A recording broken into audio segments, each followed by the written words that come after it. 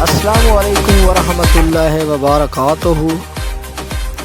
आप देख रहे हैं हसनैनी आर्ट्स यूट्यूब चैनल और मैं हूं मोहम्मद लतीफ़ हसनैनी।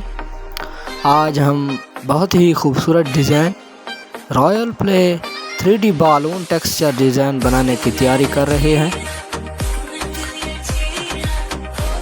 देख सकते हैं सबसे पहले जो है वाइट पेंट के साथ स्मूथ एंड सिल्क बेस बनानी चाहिए।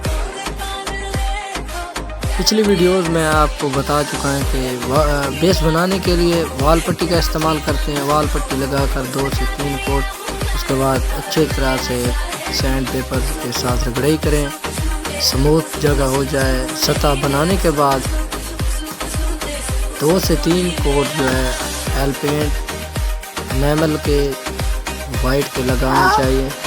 उसके बाद अच्छी तरह सूखने के बाद जो एल ट्यूब कलर्स आप देख सकते हैं,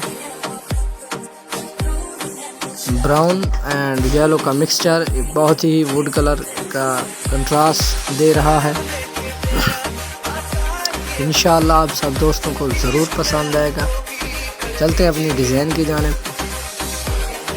इस तरह का बेस मुकम्मल करने के बाद एल ट्यूब कलर्स को अच्छी तरह मिक्स करें। मिक्स करने के बाद बेबी बालून लें, उसके साथ 3D royal play balloon texture design जो है बहुत ही खूबसूरत तरीके से बनेगा।